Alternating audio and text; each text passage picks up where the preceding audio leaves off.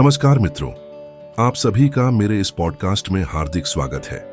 आज हम एक बहुत ही गहन और जीवन को समझने वाली महत्वपूर्ण चर्चा करने जा रहे हैं।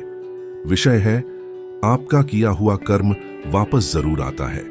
यह विषय न केवल हमारे जीवन के हर पहलू को प्रभावित करता है, बल्कि हमें यह भी सिखाता है कि हम कैसे अपने कर्मों के जरिए अपने भविष्य का निर्माण कर सकते हैं। आज की इस चर्चा में हम स्वामी प्रेमानंद महाराज के विचारों और उनके संदेशों को ध्यान में रखते हुए इस गूढ़ सत्य को समझने की कोशिश करेंगे। स्वामी प्रेमानंद महाराज अपने उपदेशों में बार बार कर्म के महत्व पर जोर देते हैं।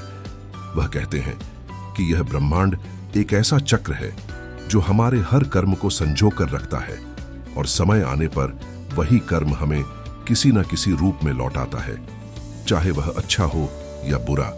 यह पूरी तरह से हमारे किए हुए कार्यों पर निर्भर करता है। यह बात सुनने में सरल लग सकती है, लेकिन इसे समझना और अपने जीवन में उतारना बेहद महत्वपूर्ण है।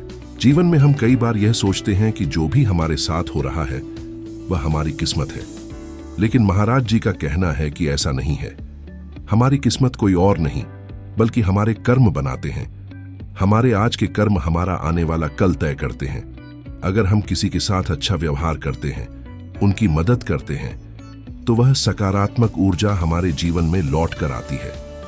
लेकिन अगर हम किसी को दुख पहुंचाते हैं, उनके साथ अन्याय करते हैं, तो वह नकारात्मकता भी हमारे पास किसी न किसी रूप में लौट कर आती है। स्वामी जी एक बहुत सुंदर उदाहरण देते हैं।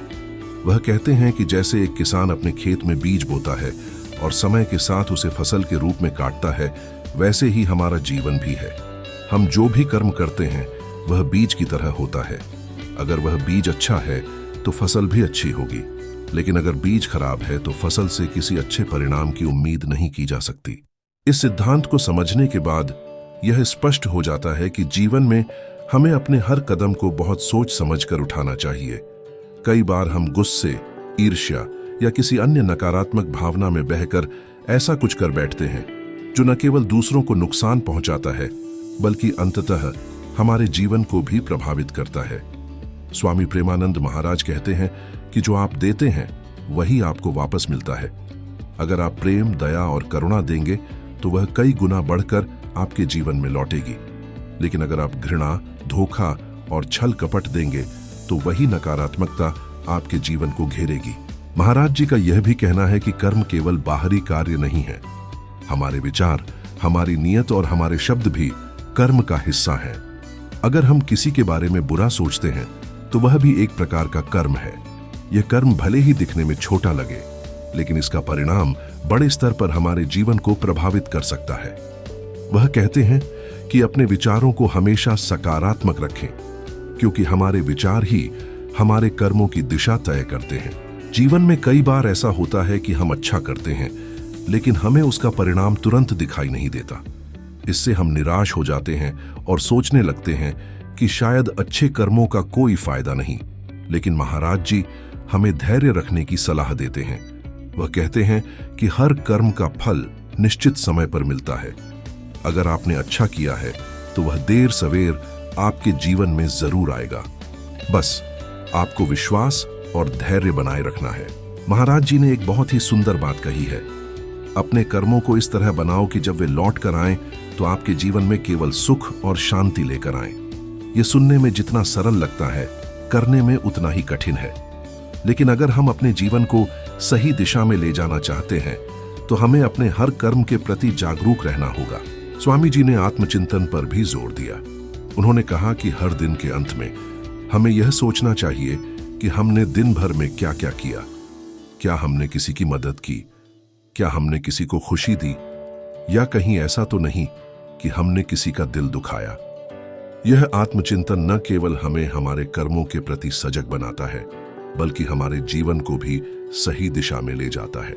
इसके साथ ही महाराज जी यह भी बताते हैं कि केवल अच्छे कर्म करना ही पर्याप्त नहीं है। हमारे कर्मों के पीछे की नीयत भी उतनी ही महत्वपूर्ण है। अगर हमारी नीयत शुद्ध है तो हमारे कर्म का परिणाम भी सकारात्मक होगा। लेकिन अगर हमारी नीयत में स्वार्थ या छल कपट है तो वह कर्म भले ही दिखने में अच्छा लगे, उसका परिणाम अच्छा नहीं होगा। स्वामी जी ने हमें यह भी सिखाया है कि दूसरों को माफ करना एक बड़ा पुण्य है। कई बार लोग हमारे साथ गलत करते हैं और हम उनसे बदला लेने की सोचने लगते हैं, लेकिन बदला लेना हमारे कर्मों को और खराब कर सकता है। माफ करने से हम न केवल अपने मन को हल्का करते हैं, बल्कि अपने जीवन में सकारात्मकता भी लाते हैं। अंत में महाराज जी का संदेश यही है कि हमारा जीवन हमारे कर्मों का प्रतिबिंब है। अगर हम अपने कर्मों को सही दिशा में ले जाएंगे तो हमारा जीवन भी सुखमय और शांति से भरा होगा।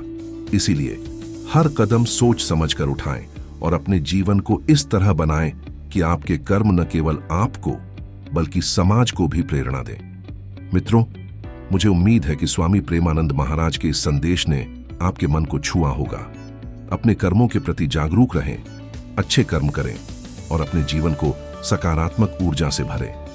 धन्यवाद और अगले एपिसोड में फिर मिलते हैं। तब तक के लिए खुश रहिए, स्वस्थ रहिए और सदैव अच्छे कर्म करते रहिए।